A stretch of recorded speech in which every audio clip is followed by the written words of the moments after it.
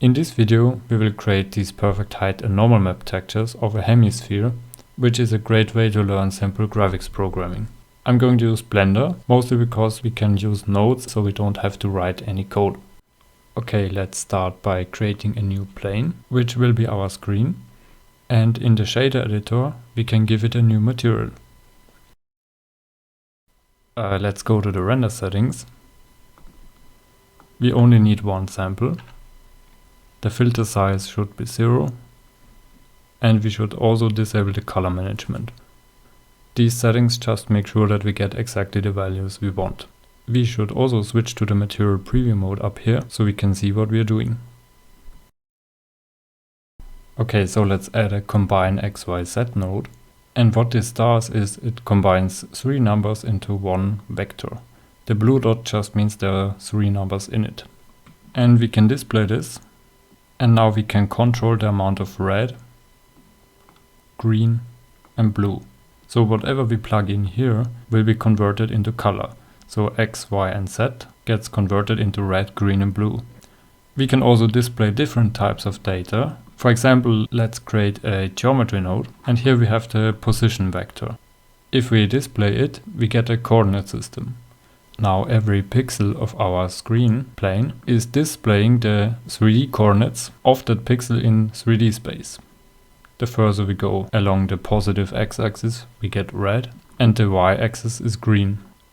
Now that we have the coordinates of every pixel, we can define a color based on this position. For example, let's add a vector mass node and set it to distance. Now let's plug in the position vector. So what this does is it calculates the distance between 0, 0, 0 and our pixel position.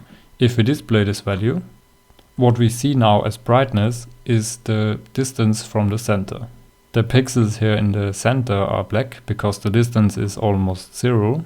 And the further away the pixel is from the center, the brighter it is. Now let's say we want to create the height map of a sphere or a hemisphere. If we look at the cross section, we would get this circle or hemicircle.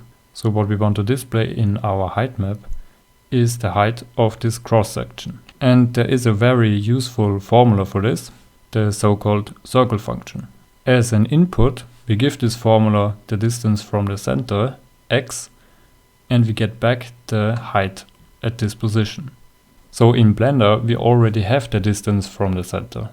All we need to do is we need to feed this into the circle function. So let's implement the circle function. We multiply our distance value by itself, which is the same as squaring it. Then we subtract it from 1 and we take the square root. We can group this so we can reuse it later, and now we have our perfect height map of a sphere. Okay, so next we want to make the normal map. And what we display in a normal map is the normal vector of the surface. So in our case, let's say we want to sample this point here. So the normal vector is perpendicular to the surface at this point. In a sphere that's very simple, because all the normal vectors go through the origin, through the center of the sphere. And we also know that the length of the normal vector should always be 1. And because the radius of our sphere is also 1, we know that the normal vector is exactly this arrow. And we already have the coordinates. The y coordinate is just the height at this position, and the x coordinate is this distance here. If we look at this in 3D, let's say this is our point. Now in 3D, the z coordinate is the height, and x and y are just the 2D x and y coordinates of our pixel in 2D. So back in Blender we can construct a new vector with a combine XYZ node. The height is the z coordinate. And to get the x and y coordinates of our pixel, we can just separate the position vector into its 3 components. We don't have to normalize this vector because it already has the length 1. So if we display this, this looks very strange. The first thing you notice is that we have no background. So everything that is not part of the sphere should have a normal vector that is pointing upwards. So 0, 0, 1. 0, 0, 1. So we want to replace this value by the second one based on a mask. So let's create a mask by using a mask node and set it to greater than.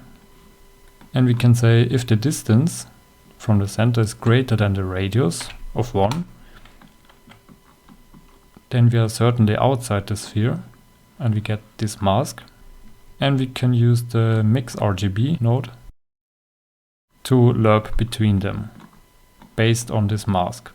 Okay, so we fixed that, but the colors still look very strange. This is because we display now the raw normal data. So we also display negative numbers that are black, like in this part. So our values here are in the range of -1 to 1. And in an image file, we can only store positive values. But we don't want to lose any data. So what we need to do is we need to compress the range from -1 to 1 to 0 to 1.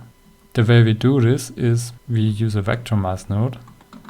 We shift everything up into the range of 0 to 2 and then we multiply it by 0.5. And here we go, we have a perfect normal map.